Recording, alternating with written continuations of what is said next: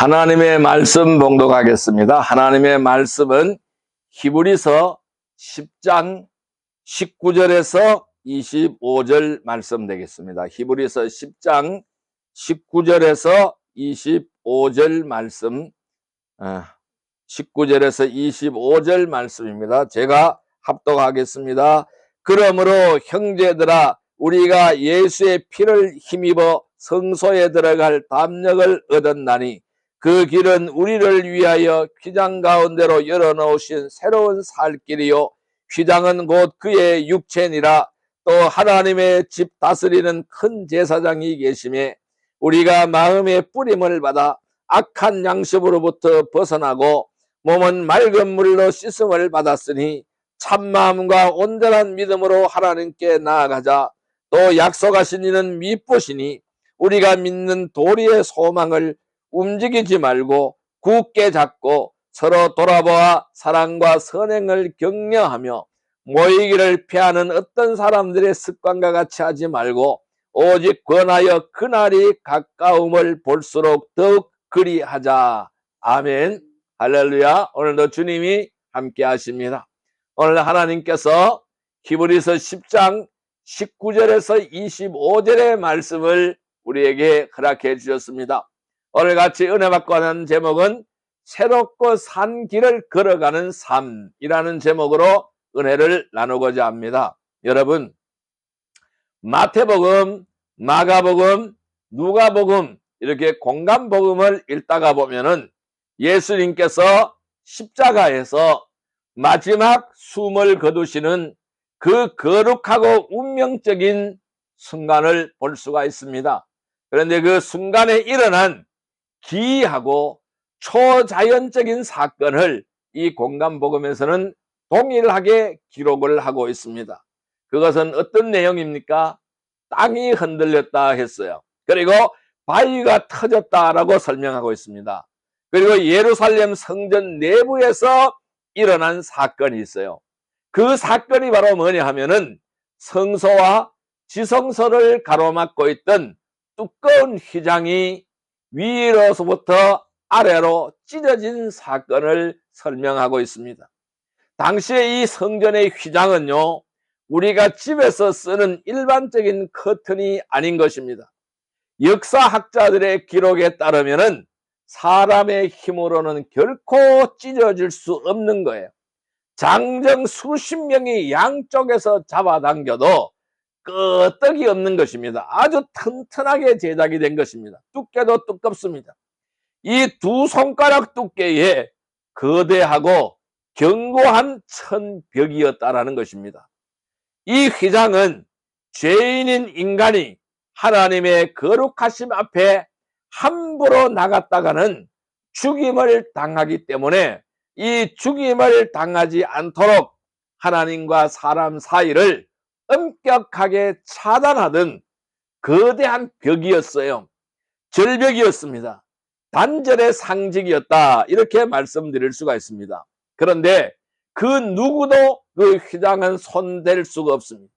이 손댈 수 없던 휘장이 예수님께서 운명하시는 순간에 위에서부터 아래로 번개처럼 찢어졌다라고 말씀합니다. 이것은 무엇일까요? 하나님과 우리 사이를 가로막고 있던 단절의 벽이 무너졌다라는 것입니다. 저주의 벽이 영원히 사라졌다라는 것을 의미하는 말씀입니다. 이 구약시대에는 평범한 백성들은 감히 접근조차 할 수 없었어요. 오직 대제사장 한 사람만이 1년에 딱 한 번입니다. 그것도 대속죄일 행사를 위하여 온몸을 떨면서 짐승의 피를 들고 겨우 지나갈 수 있었던 그 은밀하고 거룩한 지성소의 문이 활짝 열려버렸던 것입니다. 오늘 본문은 선포합니다. 뭐라고요? 이제 우리는 예수의 피를 힘입어 하나님의 보좌가 있는 그 지성소에 당당히 들어갈 담력을 얻었다라고 말씀하고 있습니다. 이 길은 예수님이 십자가에서 자신의 육체를 찢어서 친히 열어놓으신 새롭고 산 길이라고 설명하고 있습니다. 즉 새롭고 산 길이라는 말씀이죠. 당시의 히브리서 독자들이 있겠죠. 이 글을 썼을 독자 상태의 독자들이 있는 것입니다. 그 사람들을 우리는 1차 독자들이라고 말씀할 수가 있어요. 그래서 그 당시에 1차 독자들은 극심한 박해에 처해져 있었어요. 고난 속에 처해져 있었어요. 그래서 신앙이 흔들리고 있었습니다. 예수를 믿는 대가가 왜 이렇게 차갑고 무거운 것인가? 차라리 눈에 보이고 안전해 보이는 옛 유대교의 율법 제도로 돌아가는 것이 좋지 않을까? 이렇게 고민하고 있었어요.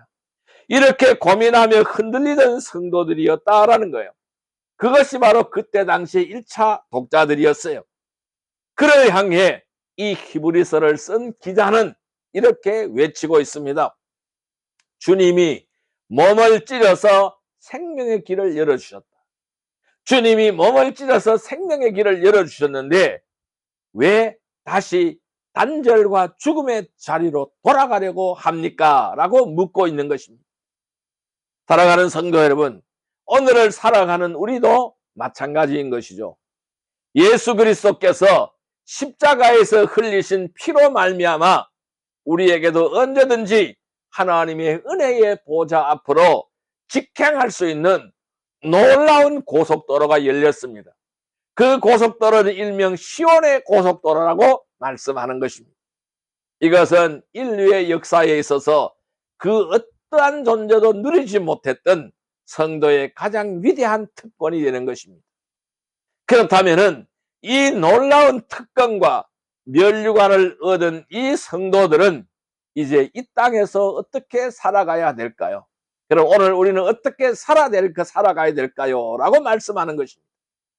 주님이 피로 열어놓으신 이 새롭고 산 길 위를 걸어가는 이 시온의 고속도로를 걸어가는 자들의 마땅한 삶의 태도와 책임은 바로 무엇이겠습니까? 오늘 본문은 이렇게 말씀합니다. 고난 속에서 이 길을 당당하게 걸어가기 위한 세 가지 신앙의 걸음을 강력하게 우리에게 권면하고 있다는 것입니다. 오늘 본문이 제시하고 있는 복음에 합당한 세 가지의 삶의 대지는 무엇이냐? 이 세 가지는 첫째, 참마음과 온전한 믿음으로 하나님께 더 가까이 나아가야 된다라고 말씀합니다. 두 번째로는 환경에 흔들리지 말라라는 것이죠. 우리가 믿는 소망을 굳게 붙잡으라고 말씀하는 것입니다. 세 번째로는 나 혼자가 아니라는 것입니다. 서로 돌아보아 사랑과 선행을 격려하면서 모이기를 힘써야 된다라고 말씀하고 있습니다. 오늘 이 선포되는 이 말씀을 통해서 주님이 열어놓으신 새롭고 산 길의 특권을 우리는 회복해야 됩니다. 거친 세상 속에서 낙심하지 않고 당당하게 전진하는 은혜의 시간이 되기를 주님의 이름으로 간절히 축복합니다. 자, 그럼 이제 그 첫 번째 대지 속으로 들어가 보겠습니다. 오늘 말씀합니다. 복음에 합당한 세 가지 삶은 무엇이냐? 첫 번째는 찬마음과 온전한 믿음으로 하나님께 더 가까이 나아가야 된다라고 말씀하고 있습니다. 오늘 본문 말씀인 히브리서 10장 22절의 말씀을 읽어볼까요? 우리가 마음의 뿌림을 받아 악한 양심으로부터 벗어나고 몸은 맑은 물로 씻음을 받았으니 찬마음과 온전한 믿음으로 하나님께 나아가자, 이렇게 말씀하고 있습니다. 우리 다 함께 오늘 주신 복음의 핵심인 22절 말씀 속으로 들어가 보세요. 뭐라고 말씀합니까? 마음의 뿌림을 받았다라고 말씀하고 있어요. 그리고 악한 양심으로부터 벗어나고 몸은 맑은 물로 씻음을 받았다라고 말씀하고 있습니다. 그래서 참마음과 온전한 믿음으로 하나님께 나아가자라고 말씀하고 있는 것입니다. 예수 그리스도께서 십자가에서 자신의 보배로운 피를 흘려서 성소의 휘장을 찢으셨습니다. 그 결과 우리에게는 온 우주의 창조주이신 거룩하신 하나님의 보좌 앞으로 한 걸음에 나아갈 수 있는 위대한 담력을 주어졌습니다. 이 위대한 담력을 우리에게 주었다라는 말씀입니다. 이 하늘의 특권을 얻은 성도가 인생의 걸음 속에서 취해야 될 첫 번째 삶의 태도는 무엇입니까? 그 삶의 태도는 주저하지 말라라는 거예요. 머뭇거리지 말라라는 것입니다. 오직 하나님께 더 가까이 매일 하나님께 더 가까이 나아가는 것이라는 것을 말씀하고 있어요. 여러분, 이 구약시대의 백성들에게 하나님께로 나아간다라는 것은 말할 수 없는 공포가 되는 거예요. 두려움이고 떨림이라는 것입니다. 거룩하신 하나님과 죄인인 인간 사이에는 절대적으로 넘을 수 없는 엄격한 거리가 있었어요. 장벽이 가로막혀 있다라는 것입니다. 대제사장조차 1년에 한 번 지성소에 들어갈 때에 발목에 방울을 달고 가야 했습니다. 이 거룩의 법을 어기면 그 자리에서 즉사하기 때문입니다. 그래서 대제사장이 살았나 죽었나를 확인하기 위해서 발목에 방울을 달고 줄을 달았어요. 그래서 밖에서 땡겨보는 것입니다. 그리고 대제사장이 그 안에서 활동을 할 때는 딸랑딸랑 방울 소리가 나기 때문에 살아있다라는 것을 확인하는 것입니다. 여러분, 이 예수님이 대제사장이 되셔서 행하신 일이 첫 번째 일이 무엇이냐 하면은 오늘 본문에 말씀하고 있는 내용이에요. 마음의 뿌림을 받아 악한 양심으로부터 벗어났다라고 설명합니다. 그 말씀을 선언하고 있는 것입니다. 이 구약의 제사장은 동물의 피를 제단 곁에 뿌렸지만은 예수님은 성령을 통해 그분의 보혈을 우리의 마음 깊은 곳에 뿌렸다라는 것입니다. 그 피가 뿌려질 때에 우리 마음 깊은 곳에 예수 그리스도의 보혈의 피가 뿌려질 때에 우리의 영혼을 끊임없이 괴롭히고 억누르고 하나님으로부터 도망치게 만들었던 악한 양심이 있겠죠. 이 악한 양심, 그것이 바로 뭘까요? 죄책감이죠. 그리고 정죄의 본질이잖아요. 그것이 악한 양심이 힘을 잃고 떠나갔다라는 것입니다. 우리의 영혼과 육체가 마치 맑은 물로 깨끗하게 씻음을 받은 것처럼 완벽하게 정결해졌다라는 말씀인 거예요. 그렇기 때문에 오늘 히브리서 기자는 오늘 2026년을 살아가는 우리에게 강력하게 요청하고 있습니다. 뭐라고요? 참마음과 온전한 믿음으로 하나님께 나아가자. 참마음과 온전한 믿음으로 하나님께 나아가자. 이렇게 강력하게 우리에게 요청하고 있어요. 그럼 여기서 참마음이 무엇일까요? 무엇을 가지고 참마음이라고 할까요? 여기서 말하는 참마음은 외식주의나 위선이 없는 100%의 진실한 마음을 가지고 참마음이라고 설명하는 것입니다. 율법의 눈치를 보면서 벌받지 않으려고 마지못해서 나아가는 굳은 마음이 아니라는 것입니다. 나를 살리신 주님의 은혜에 감격해서 온 중심을 쏟아넣는 순전한 마음이 바로 참마음이라는 것입니다. 그러면 온전한 믿음은 무엇일까요? 나를 위하여 육체를 찌르신 예수님의 십자가의 공로가 완벽하다라는 것을 추워도 의심하지 않는 확고부동한 신뢰가 바로 뭐냐 하면 온전한 믿음이에요. 내 행위나 자격이 아닌 거예요.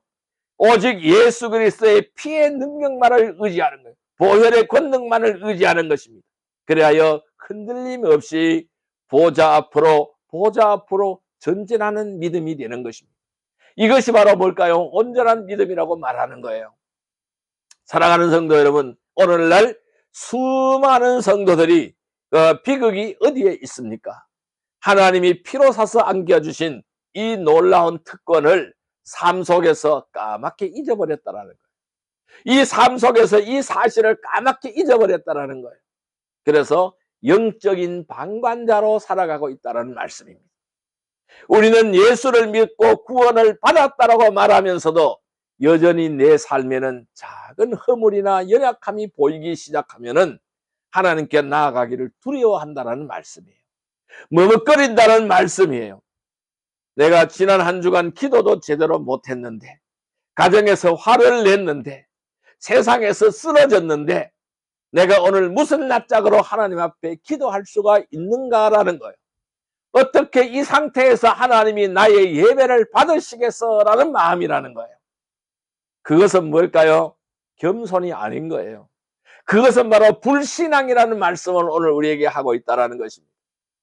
그것은 주님이 십자가에서 찢어놓으신, 열어놓으신 새롭고 산 길의 가치를 스스로 짓밟아버리는 행동이라는 말씀입니다. 하나님이 우리를 만나주시고 우리의 예배를 받아주시는 이유가 있겠어요. 그 이유는 바로 뭐냐? 우리가 이번 한 주간 임무를 완벽하게 수행했기 때문이 아니라는 겁니다. 하나님의 뜻대로 완전하게 살아냈기 때문이 아니라는 것입니다. 우리가 오직 예수 그리스도의 피를 힘입어 나아가고 있기 때문에 하나님은 그 보혈을 보시고 우리를 조건 없이 품어주신다는 말씀을 우리는 기억해야 되는 것입니다. 그래서 우리의 악한 양심은 이미 청산이 된 거예요. 어디에서? 십자가에서 완전히 청산이 된 것입니다. 사단이 주는 정죄감의 덫에 걸려서는 안 되는 것입니다. 그래서 이 덫에 걸려서 예배를 멀리하거나 기도의 자리를 기웃거리지 말아야 되는 것입니다. 내 감정이 요동치고 내 형편이 처참할지라도 바로 그 순간이 참마음과 온전한 믿음으로 주님께 더 가까이 뛰어나가야 할 때라는 것입니다. 이러한 마음이 들수록 더욱더 주님께로 나아가야 될 때라는 사실입니다. 내가 지난 한 주간 기도도 제대로 못했고 가정에서 화를 냈고 세상에서 쓰러졌는데 내가 오늘 무슨 낯짝으로 하나님 앞에 기도를 해? 내가 오늘 어떻게 이 예배를 하나님께 드리겠어? 하나님은 내 예배를 어떻게 받으시겠어? 이런 생각을 하지 말아야 된다는 것입니다. 이런 마음이 들면 들수록 온전히 내 감정이 요동치고 내 형편이 처참할지라도 바로 그 순간 참마음과 온전한 믿음으로 하나님께 더 가까이 뛰어나가야 할 때라는 사실입니다. 은혜의 보좌 앞으로 직행을 해야 된다는 말씀인 거예요. 주님은 두 팔을 벌려서 우리를 기다리고 계신다는 것입니다. 성도 여러분, 예수님이 열어놓으신 새롭고 산 길을 걷는 성도의 첫 번째 거룩한 삶의 표대는 날마다 어떠한 형편 속에서라도 참마음과 온전한 믿음으로 하나님께 끊임없이 더 가까이 나아가는 예배자의 삶이라는 것입니다. 날마다 어떠한 형편 속에서도 참마음과 온전한 믿음으로 하나님께 끊임없이 더 가까이 나아가는 예배자의 삶이 되기를 주님의 이름으로 축복합니다. 두 번째로 우리에게 주는 메시지는 바로 뭐냐면은 흔들리지 말고 우리가 믿는 소망을 굳게 잡으라라고 말씀하고 있어요. 절대로 흔들려서는 안 된다는 것입니다. 우리가 믿는 소망을 굳게 잡으라는 말씀입니다. 오늘 본문 말씀인 히브리서 10장 23절 말씀을 읽어볼까요? 또 약속하신 이는 미쁘시니 우리가 믿는 도리의 소망을 움직이지 말며 굳게 잡고, 이렇게 말씀하고 있습니다. 뭐랄까요? 약속하신 이는 미쁘시다고 했어요. 그리고 우리가 믿는 도리의 소망을 움직이지 말라라는 거예요. 굳게 잡으라는 것입니다. 예수님이 열어놓으신 새롭고 산 길을 걷는 성도가 취해야 될 두 번째 삶의 걸음입니다. 이 두 번째 삶의 걸음은 현실의 거센 바람이 불어올 때에 하나님이 주신 구원의 소망을 흔들림 없이 굳게 붙잡는 것이라는 것입니다. 주님께 가까이 나아가는 성도는 세상 속에서 소망의 닻을 내리고 깊이 내리고 중심을 지키는 자들이에요. 어떠한 환경이 와도 흔들리지 않는 사람입니다. 어떤 두려움과 핍박과 고난이 와도 흔들리지 않는 삶이라는 겁니다. 우리가 히브리서를 묵상할 때에 늘 기억해야 될 역사적인 배경이 있습니다. 이 편지를 처음 받아보던 1세기 히브리인 성도들은 예수를 믿는다는 이유 하나만으로 쫓겨났어요.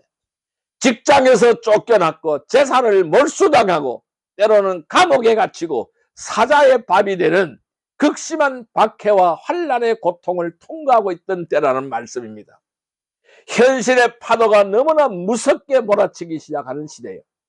그들의 마음속에 본질적인 회의와 유혹이 찾아오기 시작하는 거예요. 진짜 예수를 믿는 이 길이 맞는 걸까? 내가 정말로 이 길을 가야 되는 걸까? 눈에 보이지 않는 천국 소망 때문에 왜 지금 이렇게 당장 이 끔찍한 고통을 겪어야 하는 것일까? 차라리 다시 모세의 율법 시대로 돌아가는 것이 좋지 않을까? 안전하고 익숙하던 유대교로 돌아가는 게 낫지 않을까? 이렇게 회의감에 빠져 있을 상태라는 것입니다. 왜 그럴까요? 왜 회의감에 빠졌어요? 현실의 무게에 짓눌려 버린 거예요. 그래서 그들이 붙잡았던 예수 그리스도의 소망이 안개처럼 흐려지는 것입니다. 신앙의 뿌리가 흔들리는 그들을 향해서 오늘 히브리서 기자는 23절에 단호하게 강력한 어조로 명령합니다.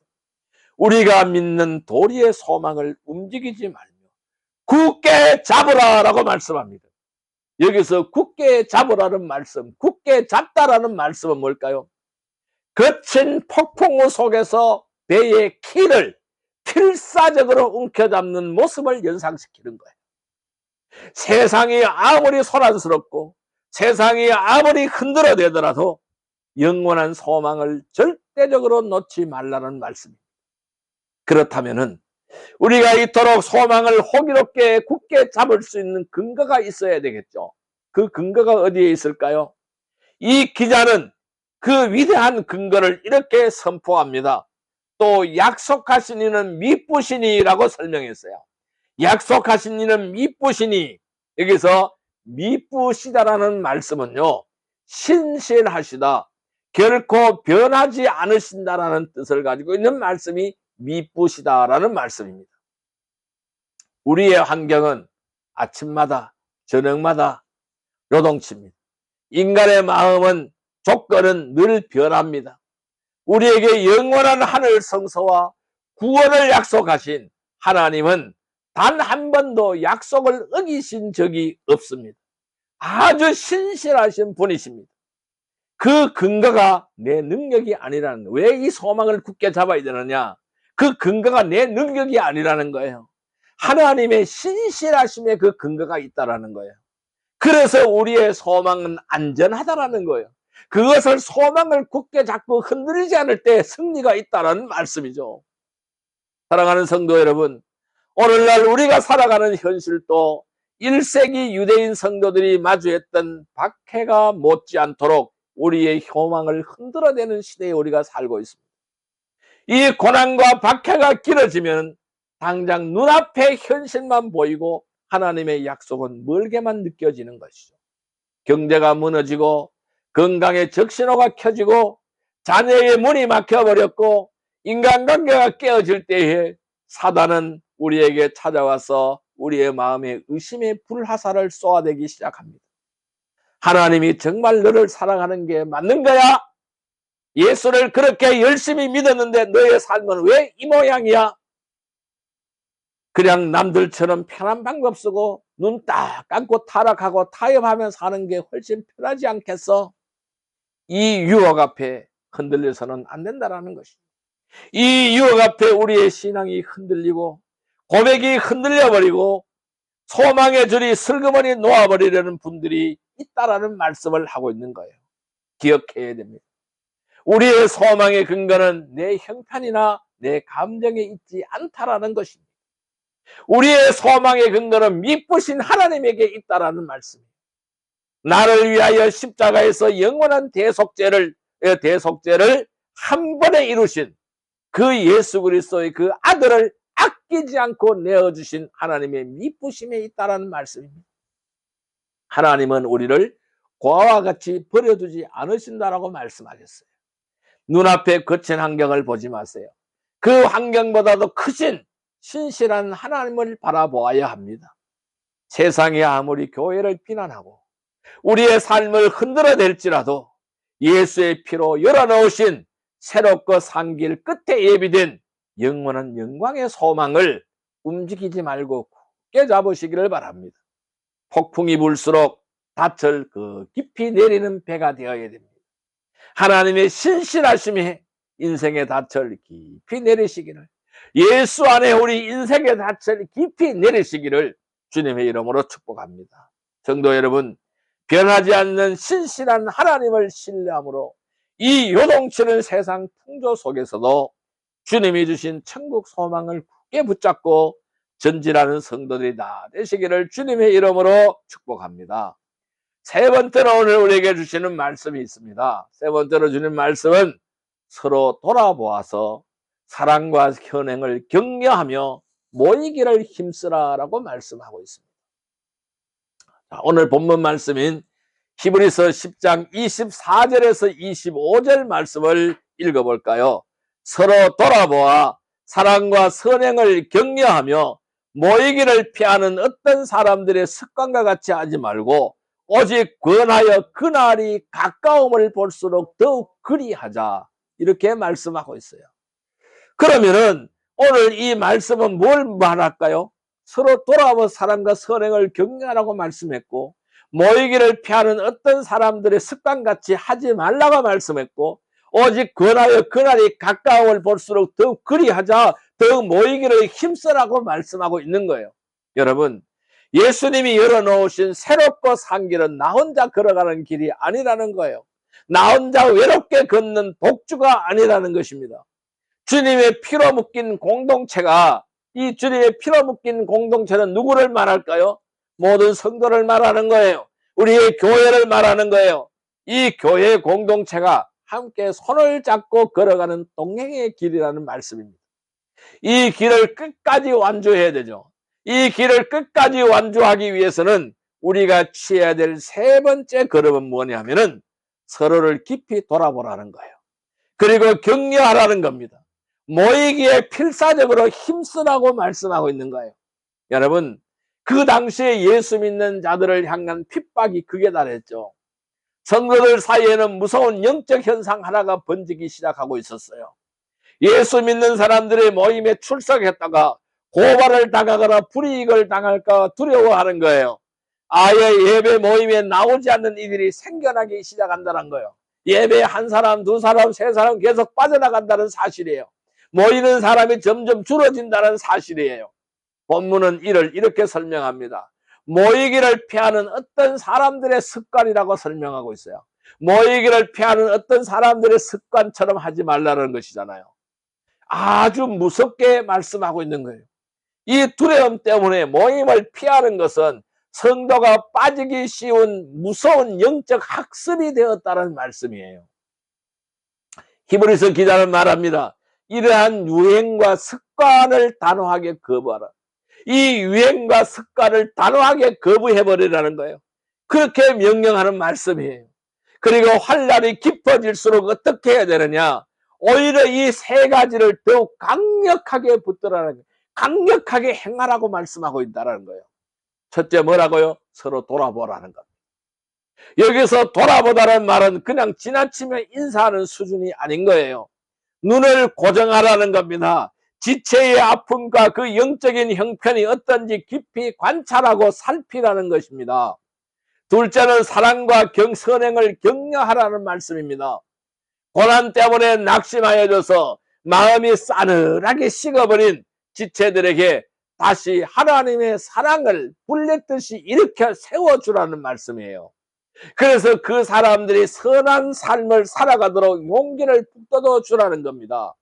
세 번째로는 그날의 가까움을 볼수록 더욱 모여라 라고 말씀하고 있다는 거예요.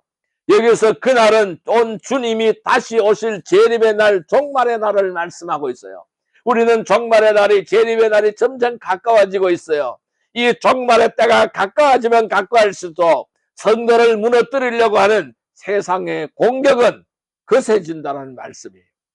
우리는 흩어지면 죽고 모이면 산다라는 영적 긴장감으로 더욱더 모여야 된다는 말씀입니다. 사랑하는 성도 여러분, 오늘날 이 시대에 신앙생활의 가장 큰 위기가 바로 무엇입니까? 바로 영적 개인주의인 거예요. 그리고 편의주의라는 거예요. 나 혼자 인터넷으로 예배 잘 드리고 나 혼자 말씀 보며 기도하면 되지. 굳이 상처 많고 복잡한 교회 공동체에 깊이 들어갈 필요가 있나라고 생각하는 분들이 점점 많아지고 있다는 말씀이에요. 그러나 여러분, 성경은 단 한 번도 말씀하지 않습니다. 홀로 걸어가는 신앙생활을 지시한 적이 없다라는 사실이에요. 홀로 걸어가는 신앙생활을 말씀하신 적이 없다라는 사실입니다. 이 공동체를 떠난 성도들에게 사단의 가장 쉬운 먹잇감이 되어버리는 겁니다. 활날 타오르는 장작더미 속에서 장작 하나를 밖으로 빼놓아 보십시오. 어떻게 될까요? 아무리 불이 세게 붙었던 장작도 홀로 떨어지면 이내 연기를 내며 시커멓게 꺼져버린다는 사실이에요. 장작이 꺼져버리는 거예요. 그러니까 꺼져가던 장작도 다시 불덩이 속에 집어넣어버리면 저 뜨겁게 타오르기 시작한다는 말씀입니다. 우리의 신앙이 바로 이와 같다는 말씀이에요. 우리의 구역으로, 셀로, 소그룹으로 왜 모여야 될까요? 나 혼자는 이 거친 세상 속에서 소망을 굳게 잡고 버틸 힘이 없기 때문이라는 거예요. 모여서 내 아픔을 털어놓고 집사님 힘내세요, 권사님 힘내세요, 주님이 살아계십니다, 내가 기도하고 있습니다라는 그 격려 한마디를 들을 때에 쓰러져 가던 영혼이 다시 살아나고 새롭게 산 길을 걸어가야 될 힘을 얻게 된다는 말씀입니다. 모이기를 피하는 세상의 풍조를 따라가면 안 된다는 말씀을 하고 있습니다. 주일 예배 자리로 모이기를 힘쓰시기를 바라야 됩니다. 구역과 속회의 성도가 교제가 있는 소그룹의 자리로 길을 쓰고 모여들어야 된다는 말씀입니다. 나 혼자 살아남는 이기적인 신앙이 아닌 거예요. 내 곁에 피 흘리면서 쓰러져가는 지체는 없는지 서로 돌아보아야 된다는 말씀입니다. 사랑과 선행으로 함께 손잡고 일어서는 진짜 주님의 교회가 되기를 간절히 주님의 이름으로 축원합니다. 우리 함께 모여 서로 돌아보고 사랑과 선행을 격려함으로써 주님이 오실 그날까지 이 거룩하고 영광스러운 새롭고 산 길을 낙심하지 않고 완주할 수가 있습니다. 오늘 주신 세 가지 귀한 말씀의 도전을 우리는 마음에 새겨야 합니다. 우리는 예수의 피를 힘입어 하나님께 더 가까이 나아가는 예배자들입니다. 신실하신 주님을 바라보며 소망을 흔들리지 않고 굳게 잡는 소망의 백성들입니다. 이제 모이기를 힘써서 서로를 살려내는 거룩한 사랑의 공동체를 계속해서 지속적으로 만들어가야 하는 것입니다. 오늘 주신 전체 말씀을 우리 가슴에 품어야 됩니다. 그리고 설교의 결론을 맺습니다.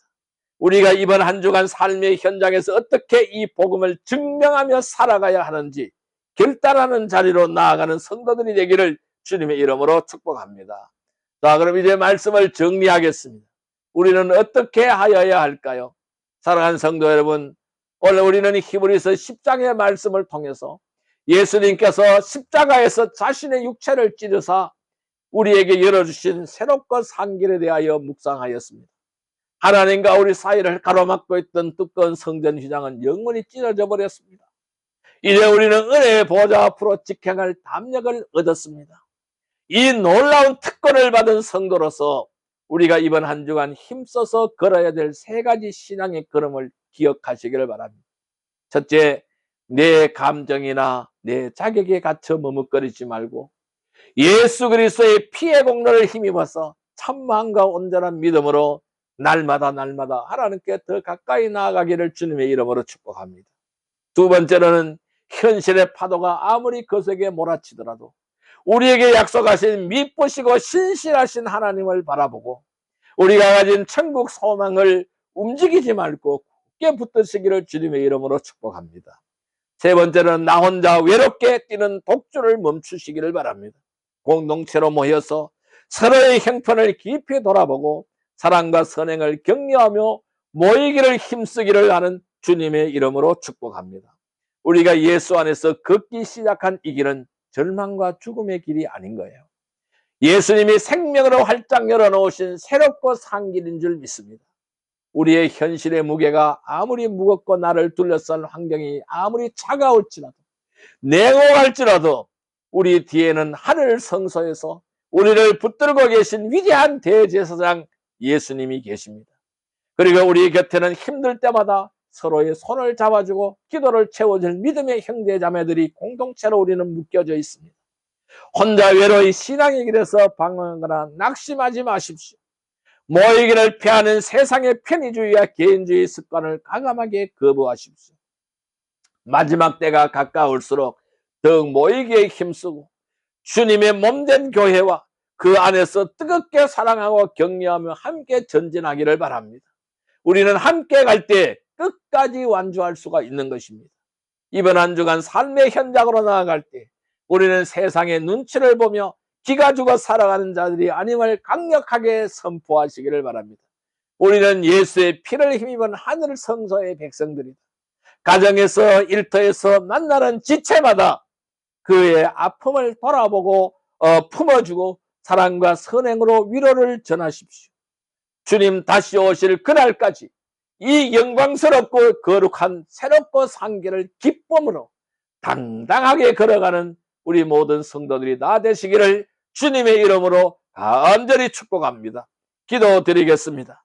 하나님 아버지 감사합니다. 하나님 아버지 십자가에서 예수님의 육체를 찢으심으로 우리에게 하나님께 나아갈 새롭게 상계를 열어주시니 참으로 감사를 드립니다. 우리가 매일 삶의 자리에서 참마음과 온전한 믿음으로 은혜의 보좌 앞에 더 가까이 나아가는 예배자들이 되게 하여 주옵소서. 현실의 거센 풍랑 속에서도 신실하신 주님만을 바라보며 천국의 소망을 굳게 잡고 흔들리지 않게 하옵소서. 또한 나 혼자 편하게 믿으려는 개인주의 신앙을 회개합니다. 모이기를 피하는 세상의 습관을 따르지 않게 하시고 마지막 때가 될수록 더욱 모여서 서로를 돌아보고 사랑과 선행으로 격려하는 뜨거운 믿음의 공동체를 이루게 하여 주옵소서. 그리하여 우리 중 한 사람도 고난 앞에 낙심하며 주저앉지 않게 하시고 주님 오실 그날까지 이 은혜의 길을 함께 웃으며 완주하게 하여 주옵소서. 우리를 위하여 길을 열어주신 예수 그리스도 이름으로 간절히 기도드리옵나이다. 아멘.